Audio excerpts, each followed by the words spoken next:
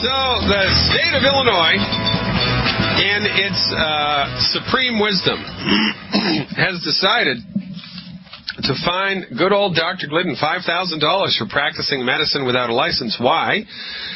Because on my website, I listed myself as Dr. Glidden. That's why. They want to fine me $5,000 because I called myself on my website, which is based out of Chicago. You know, I domicile in the state of Illinois. I live in Chicago, a suburb of Chicago. And Chicago does not license nor regulate the practice of naturopathic medicine. So even though I am a graduate of a fully accredited doctoral degree granting institution, even though I have a doctoral degree that's legitimate, it's not one of these fly-by-night doctoral degrees. It's a legitimate doctoral degree granted by a fully accredited university. Bastyr University in Seattle, Washington, a very prestigious school. Even though I have a naturopathic doctoral degree and have had one since 1991, even though I have been licensed to practice naturopathic medicine for the last 20 years, because the state of Illinois does not recognize naturopathic medicine, they will not allow me on my website, which is based out of Chicago, to refer to myself as Dr. Glidden. Can you imagine that? And, you know, they want to fine me $5,000 for practicing medicine without a license because I listed myself, I called myself on the website Dr. Glidden. Go figure. Now, folks, of course, this is a foolish thing, and I'm going to fight it, and I'm going to win, and then I'm going to sue somebody, and maybe we'll get some leverage out of this. But the fact of the matter is that this is nonsense, right? If you think we have a free medical market here in the United States, so wake up and smell the coffee, because we don't. Naturopathic medicine right now is only currently licensed and regulated in 17 states, I believe, 17 states plus Puerto Rico. So that means, you know, a perfect example, Chicago. In Seattle, as a licensed naturopathic physician, I can deliver babies, perform minor surgery, prescribe drugs, work in hospitals, order any diagnostic test I want, make any diagnosis that I want, legally call myself a physician. And it's all covered by major medical insurance like Blue Cross and Blue Shield. It's completely covered by insurance, completely regulated by the great state of Washington. Fantastic. Everybody loves it there. Now, what this means is if Dr. Peter Glidden, who's licensed in the state of Washington to practice naturopathic medicine, gets in his car, crosses a couple of state lines, decides to live in Chicago, if he was to do exactly the same thing in Chicago that he did in Seattle, Washington, he'd be thrown in jail for a year and then fined $5,000 for practicing medicine without a license. And just by referring to myself on a website as Dr. Glidden, the state wants to hammer me. Can you believe the insanity? No, it's ridiculous, isn't it? You know, this isn't the, what is this? What are we living in the antebellum South? Where, you know, there's still slavery, and oh, those Negroes, they're not really people. Oh, those naturopaths, they're not really doctors. You got to be kidding me. This is a perfect example of the state of affairs of medicine in the United States, and this is exactly why we have a healthcare crisis. Because everybody, legislators included, have drunk the Kool-Aid that when it comes to medical science, MDs are the undisputed king. And everybody else is dangerous. They have substandard training, and, you know, they're just basically back-of-the-bus quacks, quite frankly. After the famous Flexner report in the 1920s, the Carnegies funded a man named Rudolph, I think, or Abraham Flexner. Abraham, I think, was his name. He went all around the country and did an inventory of all the medical schools in the United States. Came back and gave the list to the Carnegies, and the Carnegies gave millions of dollars, and this was in the 20s when $1 million really was $1 million, gave millions of dollars to the medical schools and the medical hospitals in the United States that prescribed drugs. the MD medical schools, because that's the MD's whole philosophy is pharmaceutical training. MDs don't practice medicine, remember. They practice allopathic medicine. They're not trained in medicine. Nobody is. They're trained in reductionistic medicine with the almost exclusive use of pharmaceuticals in order to manage illness. Remember, MDs don't cure anything. They manage disease. The only things they can cure are inside of their domain, inside of their wheelhouse, which is surgery and trauma. For that, they're good. So the Carnegies gave millions of dollars of free money to the MDs, and everybody else took a back seat. Quite frankly, everybody else was kicked off of the bus because they also glad-handed legislators into passing ridiculous laws that made it illegal to practice medicine unless you were an MD. So the chiropractors got kicked out. The osteopaths got kicked out. The homeopaths got kicked out. The naturopaths got kicked out. There weren't even any acupuncturists around back then, but they got kicked out. The MD stole the election. They stole the driver's seat of medicine in 1920, and there's been no looking back. Now, after World War II in the United States, because, you know, most men were killed in World War II, right? Women weren't on the battlefield like they are now. It was all men. The American Medical Association, which is all MD, was faced with a sticky wicket because they had lots of space. A lot of the doctors were killed in World War II. So there was a strong lack of medical doctors with private practice here in the United States. So what did they do? Well, they made a deal with the osteopaths, the DOs. Now, before World War II, the osteopaths were a separate and distinct medical profession, and the whole osteopathic thing was that you're going to facilitate the health of the human body by manipulating soft tissue. The chiropractic thing is you're going to facilitate the health of the human body by manipulating bony tissue. Well, the osteopath said, well, not only do you have to do that, but you have to manipulate soft tissue, muscle and fascia and tendons and ligaments in addition to just doing the bony manipulation that the chiropractors were trained in. But after World War II, the MDs made a deal with the DOs, and they said, we will give you full access to all insurance, and we will let you legally call yourself physicians if you just come over to our way of thinking. And then they screwed them and basically turned the education of an osteopath into, it's the same thing as an MD gets. I know, because I was almost a freshman. I was almost enrolled in the osteopathic medical adventure before I became a naturopath. And there's one college, in one osteopathic medical school in the United States, it's in Biddeford, Maine, that still practices or teaches its students osteopathic visceral manipulation techniques, soft tissue manipulation. There's only one school that does it. So the osteopaths sold out to the MDs in order to secure a greater share of patient business, right? The chiropractors struggled back. The naturopathic profession is struggling back. The homeopaths are completely toast in history. The homeopathic profession was completely unorganized and is non-existent now.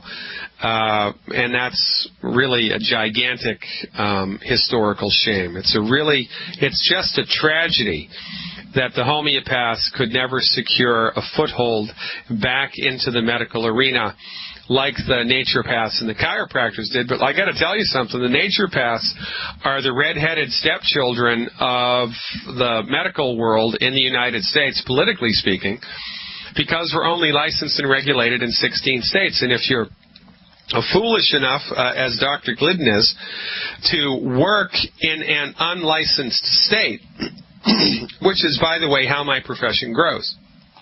Adventurous souls like myself work in unlicensed states, giving health consultations, right, to clients, not patients, can't diagnose disease, can't order any lab work, can't prescribe drugs, can't do any invasive procedures, can't do any diagnostic techniques, can't even touch a patient, for goodness sake, can't even call a patient a patient.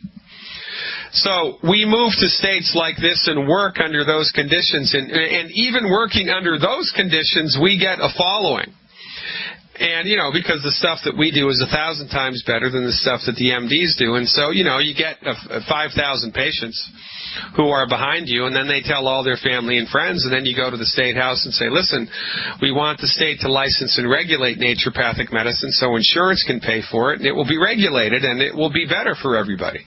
That's how the profession grows. In the meantime, we have to put up with nonsense like, $5,000 fines. You've got to be kidding me.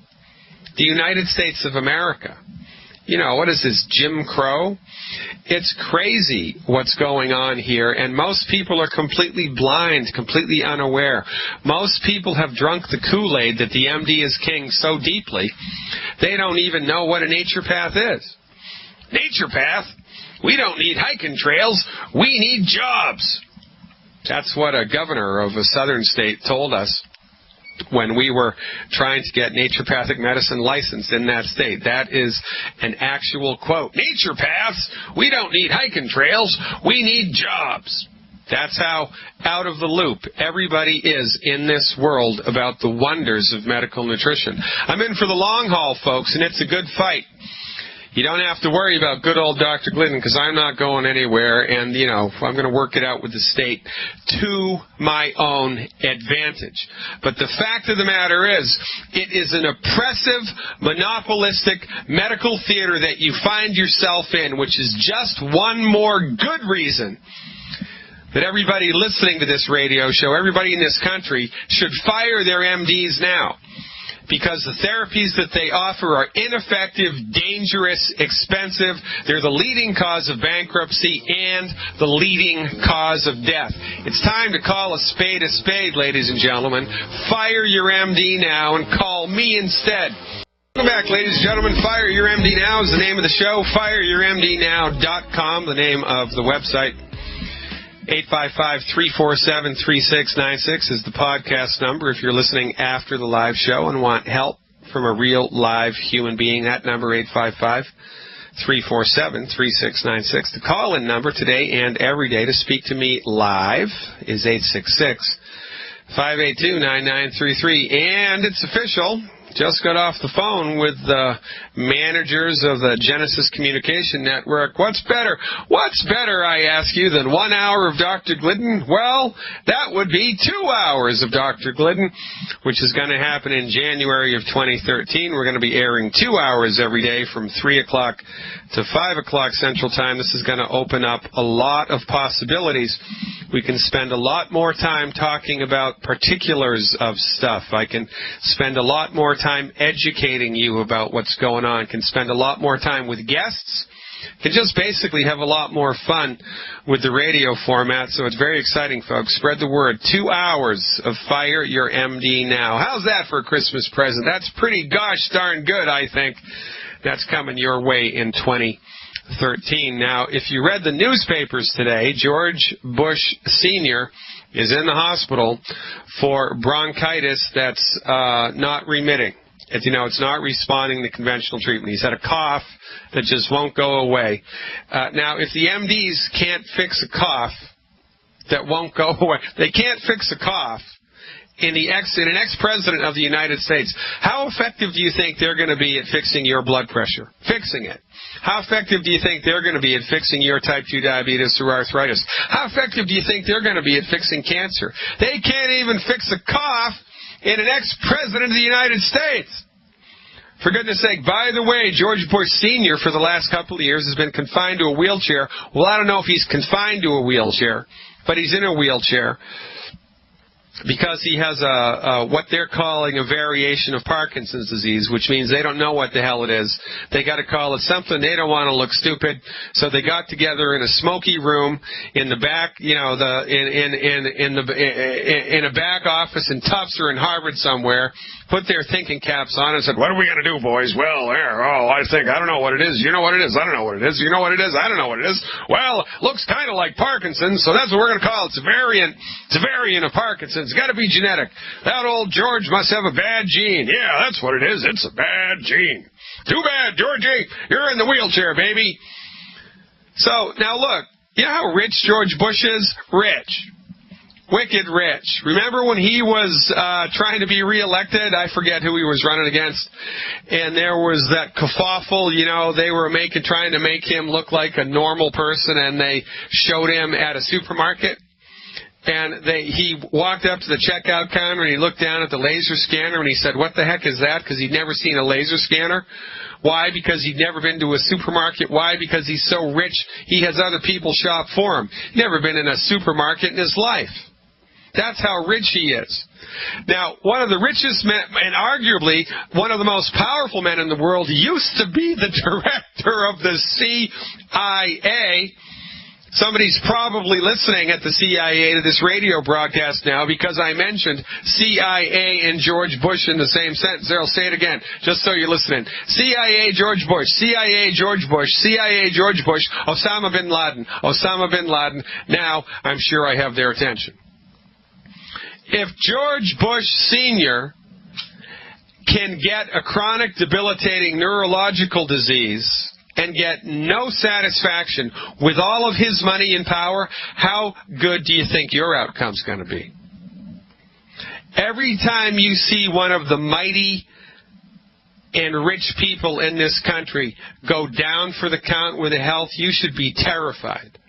And I mean terrified. Because if all of his money and all of his connections and all of his power couldn't fix his neurological condition, you think they're going to be able to fix yours? Hell no. Which is why you need to fire your MD, because they stink at what they do, which is why you need to get on board as quickly as possible with the 90 essential nutrients and eliminating the 10 deadly foods from your diet. Eliminate the 10 foods, take the Healthy Start Pack and selenium, appropriate for your body weight, and increase your consumption of antioxidants between 50 and 100,000 ORAC points a day. You do those 3 things, folks, you are going to sail through life with medical ease. And the only documents in your folder at the time in your medical record at the time of your death is going to be a birth certificate and a death certificate. Because life is meant to be lived with health. Your body knows how to fix itself. Your body wants to fix itself. All it needs is the raw materials, and you get that through longevity. Welcome back, ladies and gentlemen. Dr. Peter Glidden. That's right, Dr. Peter Glidden. Let me say that one more time. Dr. Peter Glidden. BSND, proud carrier of the naturopathic doctor eponym. That's me, baby. Naturopathic doctor extraordinaire. I really am continually amazed by how backwards we are in this society. The United States is a great place. It's really a great place, all things considered. But when it comes to medicine, it's a nightmare. And, we should let Central American countries give us a clue, right? Absolute power corrupts absolutely. Whenever one of those countries down there, the peasants rise up and kick out the dictator and then put one of the peasants in power, in a couple of years he's a dictator. And the circle goes round and round. Well, absolute power corrupts absolutely. The MDs have had absolute power since the 1920s. And it is completely corrupted. Which is, I guess, par for the course, and that's life, but it really hits home because it's medicine. And it's the leading cause of death in the United States. We can agree to have different religious ideologies. We can agree to have different political ideologies because nobody gets killed. Well, unless you're in Israel or Lebanon, then you get killed because of differing religious ideologies. But by and large here, you're welcome to your own opinion, just not your own set of facts. The problem here in the United States is that because the MDs have monopolized everything for such a long period of time, everybody is completely clueless.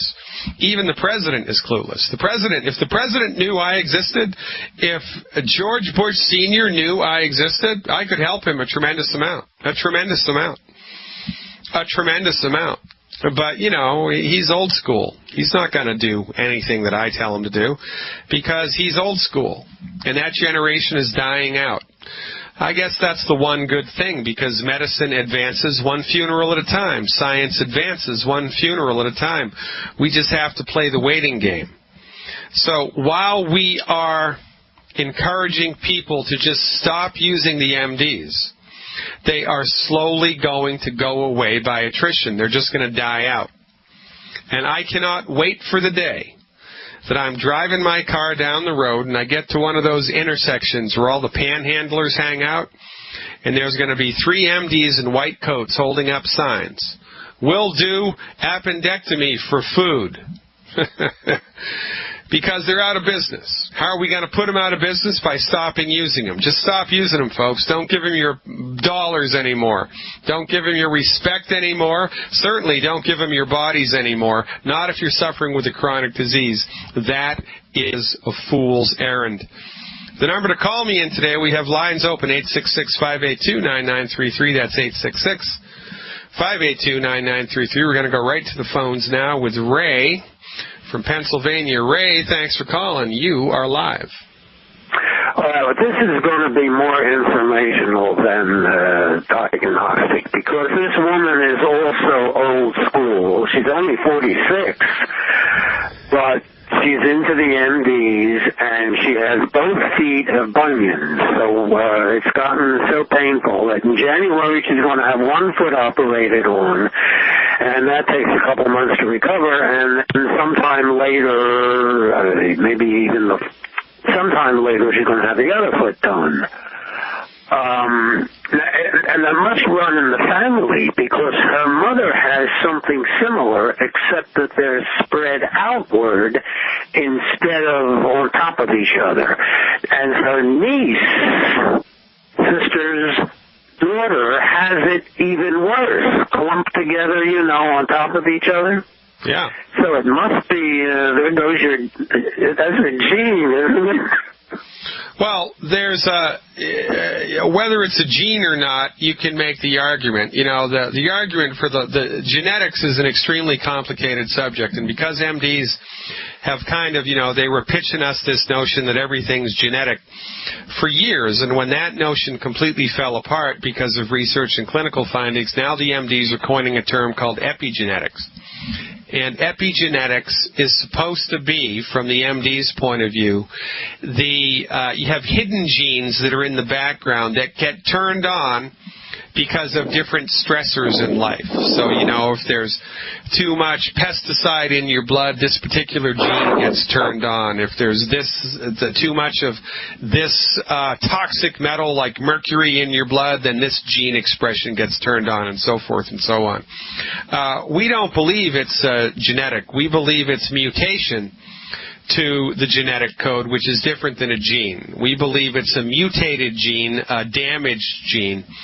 The MDs, a damaged chromosome. The MDs believe it's an actual gene itself, and they're wrong. But in any event, the fact of the matter is, if it was purely genetic, then it would be getting less and less and less of an incidence in her family rather than more and more and more, because the genetics argues that the weak people in the herd get weeded out, right? So if these things were genetic, and human species are 2,000 years old, then all the people with the bad bunion gene would have gotten culled from the herd a long time ago. So it's not genetic, all right? But there it is, nonetheless. And now if this woman's got her head up her you-know-what, and she's in love with the MDs, you've got one chance and one chance only. You have to provide her with something that's going to generate specific and measurable, noticeable results in a short amount of time.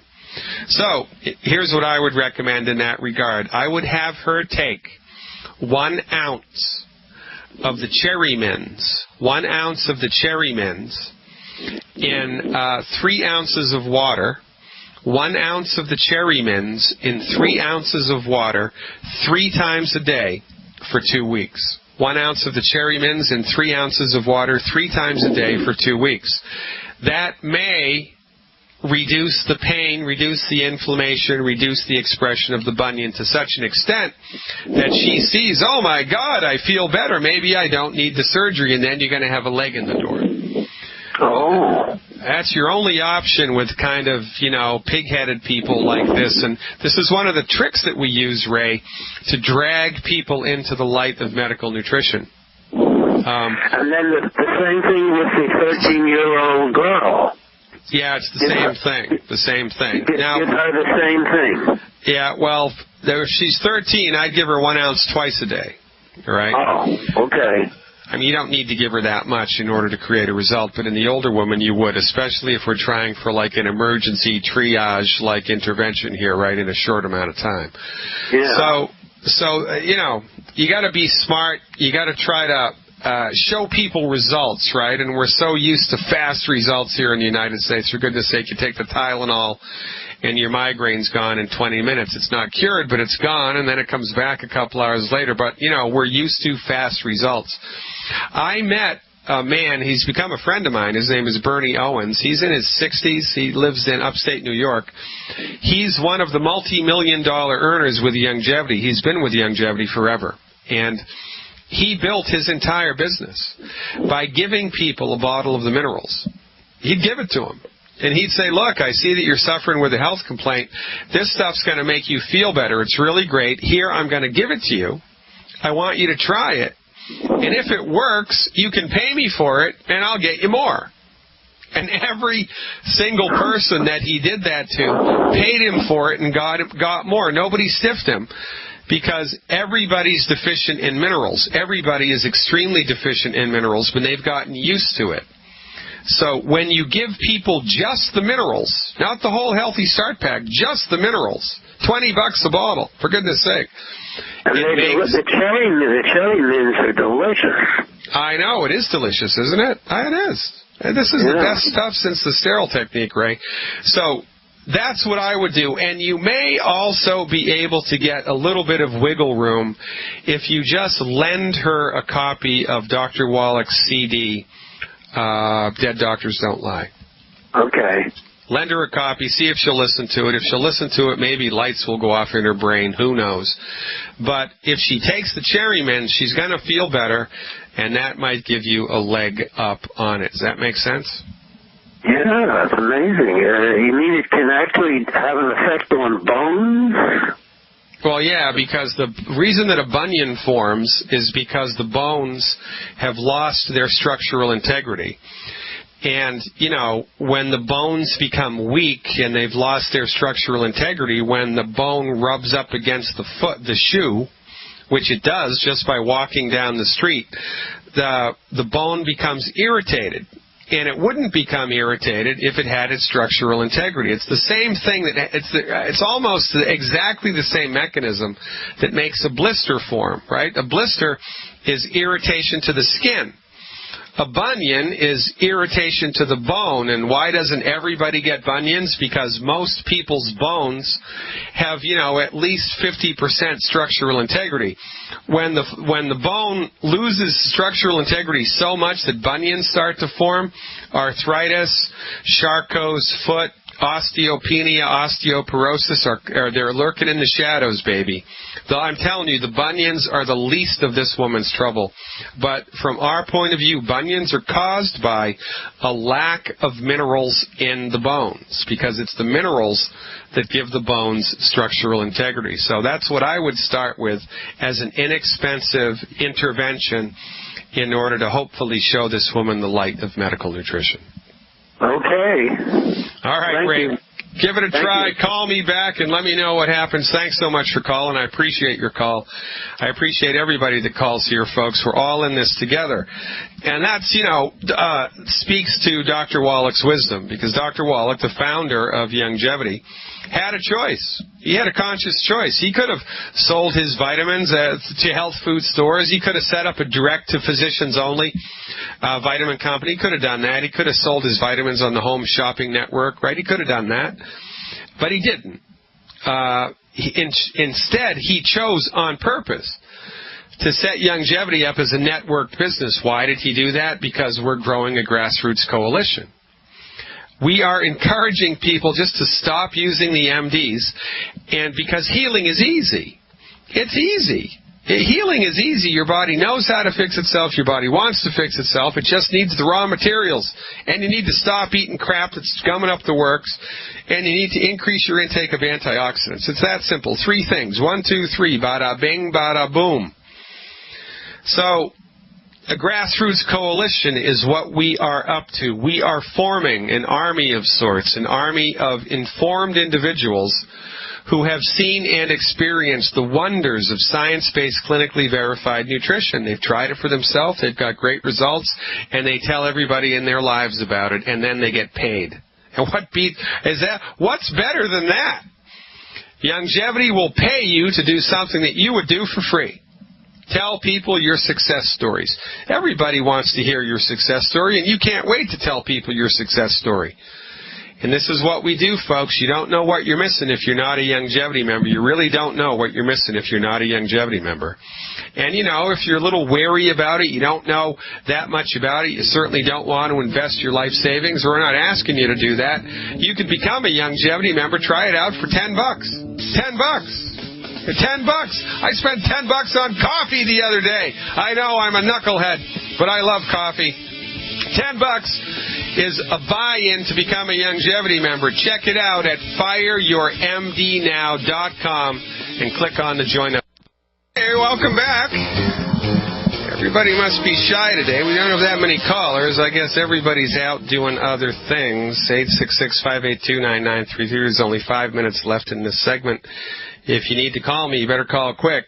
Otherwise, I'm going to go on a rant. You know how I love to rant. So what am I going to rant about right now? A detox. Everybody that doesn't know anything about anything, they think they know everything about everything, says, oh, I need a detox. I got to go to the spa. I got to get a detox. I got to get a detox. I need a detox. I'm going to do a 10-day detox. I'm going to do a 3-day detox. I'm going to do the master cleanse. That's it. I'm going to do the master cleanse. Well, look. I've had 3 remarkable healings in my life I would almost consider miraculous. 2 of them have been with detoxification procedures, so I'm a big advocate of detox, and I know everything about it. I also have an old friend who's now dead who gave himself leukemia from a 40-day water fast. That's right. He went into the woods just like Jesus, only drank water for 40 days. 2 months later was diagnosed with leukemia. Well, how the heck did that happen? Well, I'll tell you how that happened. Most of the crap that's in the air, the food, and the water is fat soluble. Most of the toxins that we are exposed to are fat soluble. So what happens? Remember, your body's got wisdom. So you're exposed to a toxin. It goes into the body. The body knows it's a toxin, doesn't have the resources to get rid of it. So it sticks it away in fatty tissue. So it gets it out of the bloodstream so it can't hurt things by circulating all around the body and causing damage. It locks up the toxin in a little fatty cell, and life is good. So now you've got all of this toxic crap in the fatty tissue of your body. Your body needs fat. There's fatty tissue everywhere. So you got toxins in fatty tissue, and now you decide to go on a cleanse. Well, what happens when you're on a cleanse? You burn fat. What happens when you burn fat? You liberate toxins into the bloodstream. Was that a good thing or a bad thing? Well, that depends on how many nutrients you need, because what happens with crap that's in the blood is it eventually finds its way to the liver. And it is the liver's job to detoxify the crap. And it does that in 2 phases, phase 1 and phase 2, conjugation and I forget what the other phase is called, but there's 2 phases to the liver's detoxification of a nutrient. Both of the phases of crap cleansing, detoxification in the liver demands nutrients and lots of them. So if you don't have enough B vitamins, if you don't have enough minerals, if you don't have enough amino acids in your body, you burn fat, you liberate the toxic crap, it enters into the liver tries to detoxify it, but it doesn't have the raw materials necessary to do it, so maybe it only detoxifies 10% of it. 90% of it gets through the liver, gets into the circulatory system, goes everywhere in the body and causes damage. Detoxifying your body without first nutrifying your body is exactly like walking up to a hornet's nest, smacking the crap out of it with a broomstick and just standing there. You're going to stir up a hornet's nest if you detoxify without first nutrifying your body. But nobody knows this. Nobody knows this. Then there are hundreds of myths that exist in holistic medicine. Hundreds of myths, right? Oh, thimerosal is what causes autism. No, it's not. Aluminum is what causes Alzheimer's disease. No, it's not. It's the artificial sweeteners that cause, Gulf War syndrome. Well, no, it's not. You know how many people died from sucralose last year? 0. You know how many people died from MD-directed treatments last year? 780,000. You want to be afraid of something. Be afraid of your medical doctor. Really? You're telling me that sucralose is bad, and yet you have medical insurance that gives you access, automatic access, gives you, a get-in free card to the MD treatment club? You got to be kidding me. You're a hypocrite. You think sucralose is bad, but you have medical insurance, you're a hypocrite.